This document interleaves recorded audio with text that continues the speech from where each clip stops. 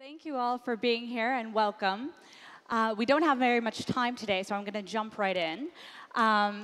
Gentlemen, so many of the most illiberal leaders that we have today have been elected by the people of their country. You were prepared in that sense. In 2 minutes or less, I would love for you to both kind of give me a sense of why we should believe in democracy and liberalism in 2018. Or, should we listen to the voters who have rejected it? Stéphane, please. Hey, my name is Stéphane Dion. I am the Special Envoy of Prime Minister Justin Trudeau in Canada, Special Envoy in Europe, and I am also the Ambassador of Canada in Germany. Well, first thing, democracy, as you know, is when the representatives are chosen through free elections and kept under watch by, as the President of Greece explained, by strong check and balance. Independence of the judiciary, a judiciary able to protect basic human rights like free speech, parliament, also freedom of the press, academic freedom, and so on. So that's the system. It's a universal one, I would claim, valid for every human being. And today, the majority of human beings are under democratic regimes that may be very different from each other's, some more effective than others, but we had an improvement of democracy around the world with some setbacks recently that we need to speak about. So why it's good? In a nutshell, as Churchill said, is the worst of all systems at the exception of all the others. So we need to keep this quote in mind in order to make sure that people don't have romantic hopes about democracy. It will not deliver everything, but it will be better than the other systems. So the main advantage of democracy to me, it is protecting people against two insecurity, two sources of violence: anarchy and tyranny, chaos and despotism. So if you want to be protected by both, choose a democratic system. Kishore?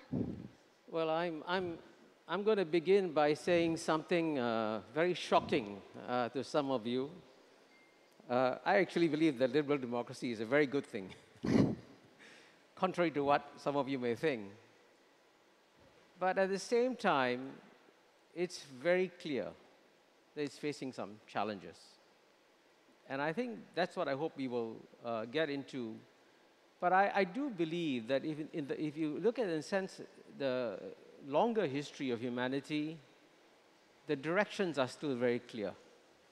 Whenever societies develop a strong middle class, the middle class wants to be represented, and then the best way to represent the middle class is through a liberal democratic regime. Now, it doesn't mean that history is going to go in one simple direction.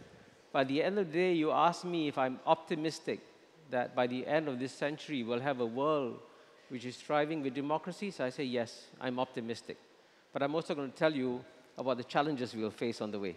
So let's go right into that. So right now, we are seeing faith in liberalism increasingly weaken.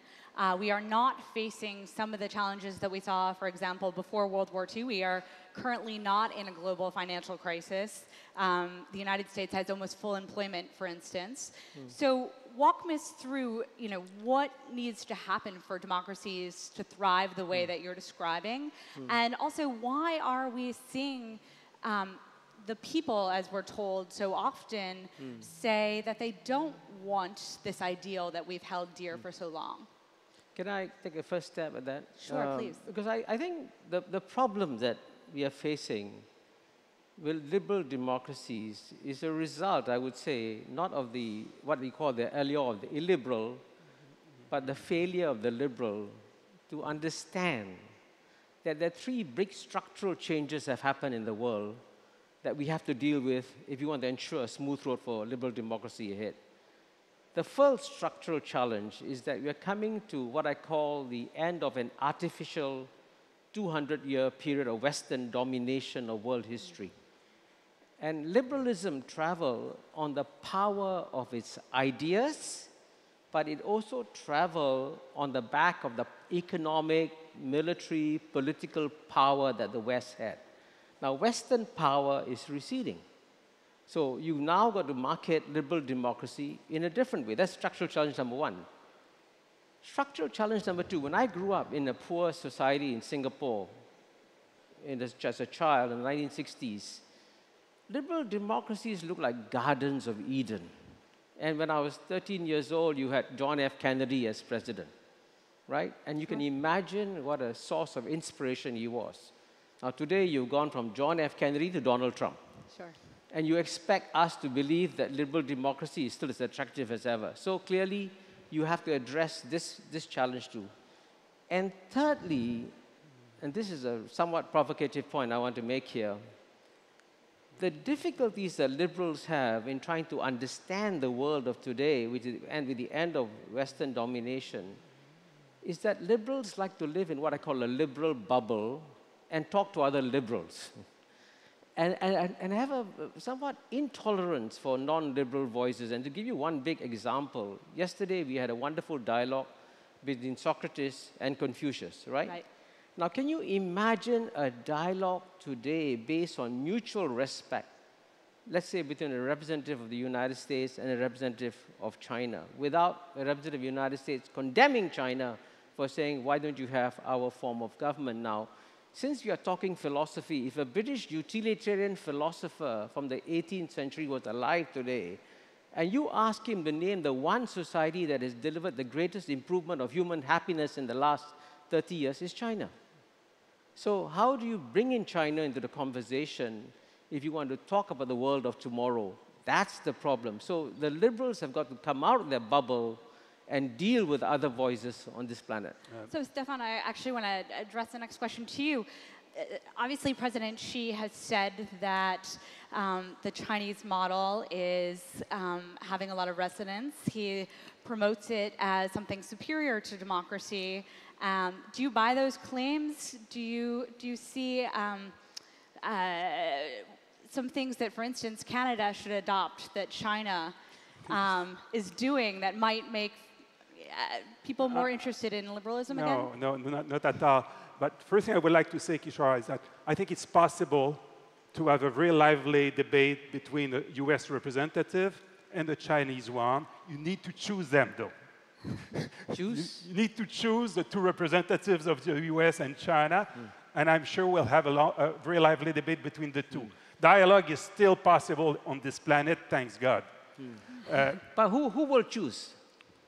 Well, I will choose them, and I'm sure it's possible. Why should you choose for China? No, but you tell me it's not possible to have a lively and positive dialogue between a US representative and a Chinese representative, and I challenge your claim.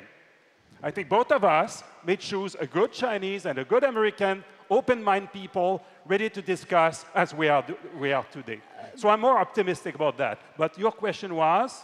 My question is why is China seeing the rise in popularity as a governance model?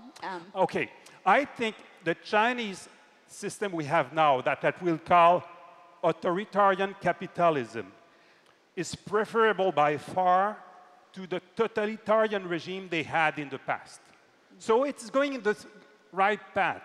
I would argue that there is no reason to stop there. And maybe over time, China will have more and more liberalism, more and more freedom, and democracy. Maybe not, but it's possible. And it will not be against the culture of China, not against the soul of China. I think universal rights exist, and exist also for Chinese people. But we'll see. It's a competition. There's no assurance that it will be what will happen, but I don't think it's impossible. The proof of it is that they are out of a totalitarian regime, and they are now on something different that I call authoritarian capitalism. Can I just add a quick word on China? Because I want to emphasize in response to your question that China is not trying to export the Chinese model to the rest of the world. No. Not at all. In fact, the Chinese don't believe that any Western society is going to emulate what they have done.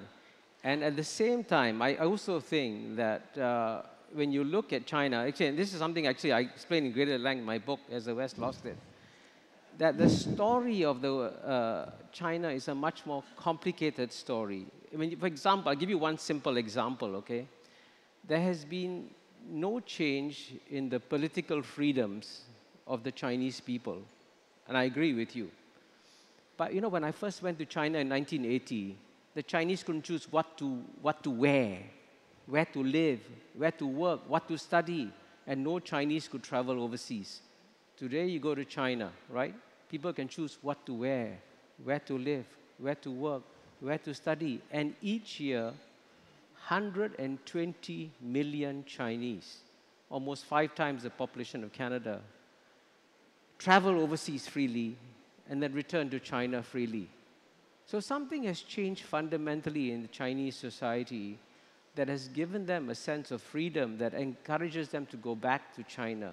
That's what I mean about a dialogue between a liberal and a non-liberal, to understand the nuanced world that we lived in and don't categorize it in black and white terms.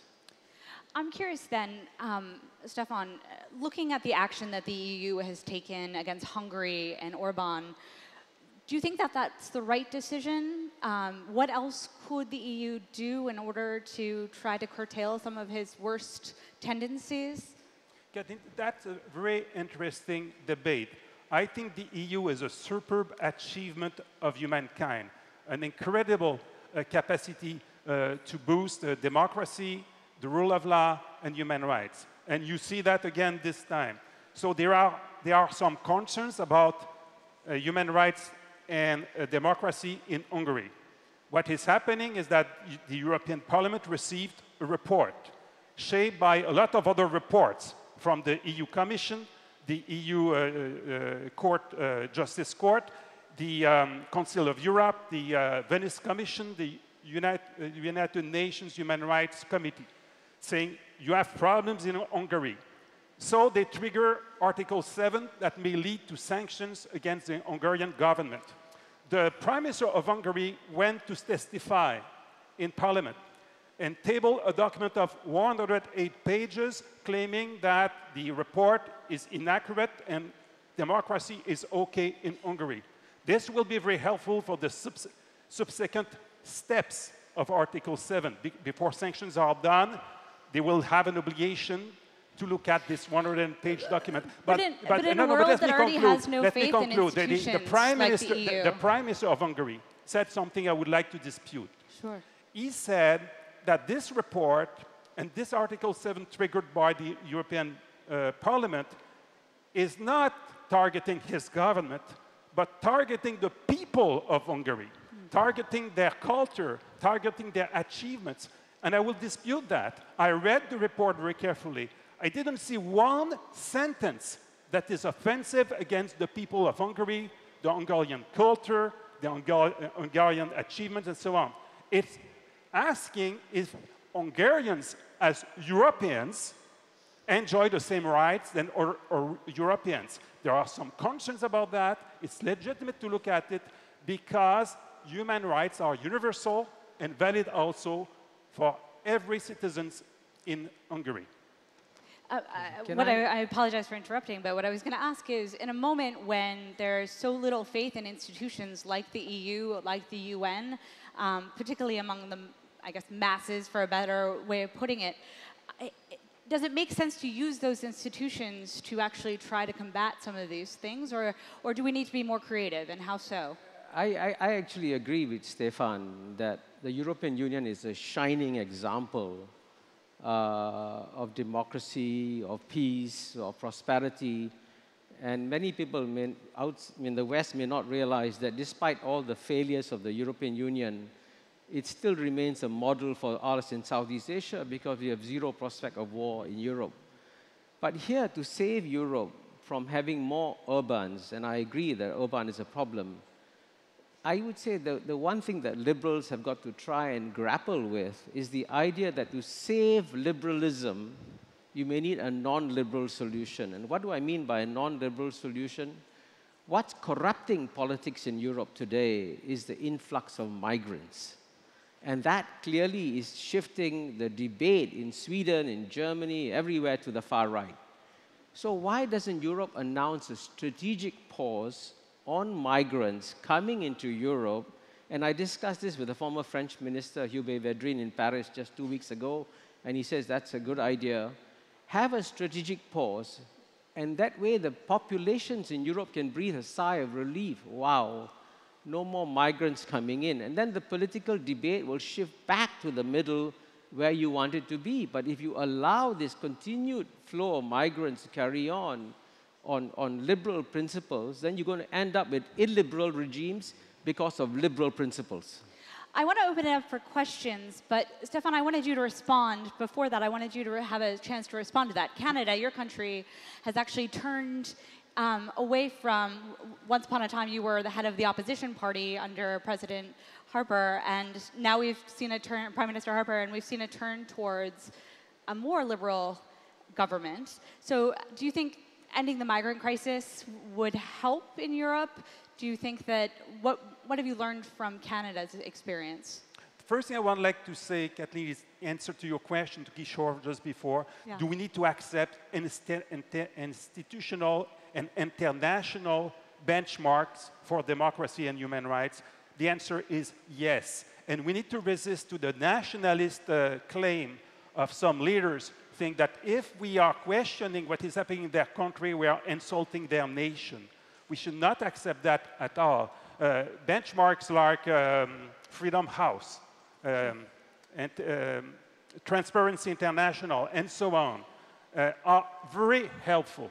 And we need to invite every country to have a positive emulation. How can I improve my benchmark to be a better democracy in comparison with others? So Canada welcome any criticism you may have about our democracy. We'll learn from it. To pretend that you will insult Canadians if you say, for example, that we have not been very kind with our own Aboriginal population, it's something that we need to dismiss. Democracy is always a work in progress, and we cannot progress if we are not listening what others have to say about our democracy. So your question about Canada is about migration? Yes. Canada is very fortunate.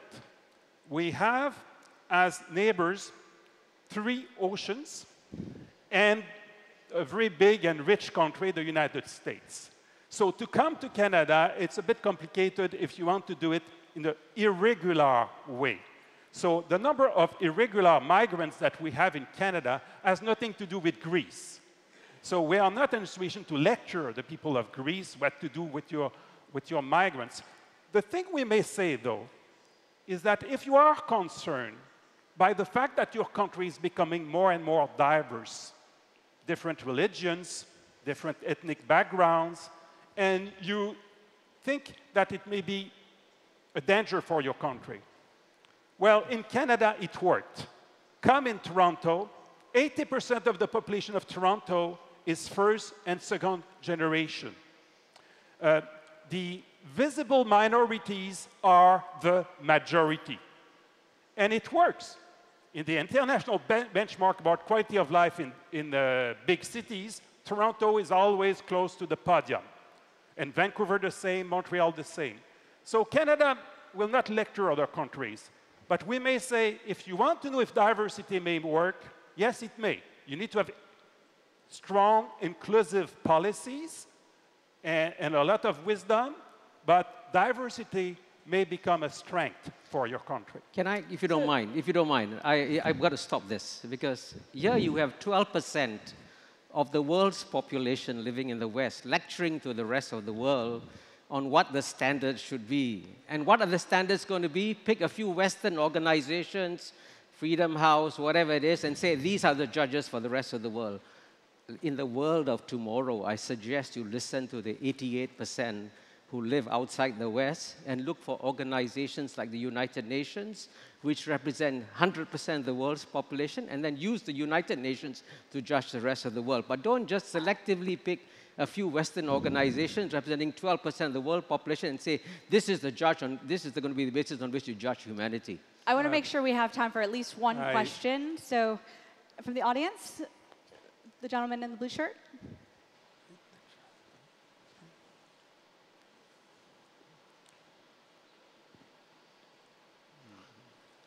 Okay, do we have any?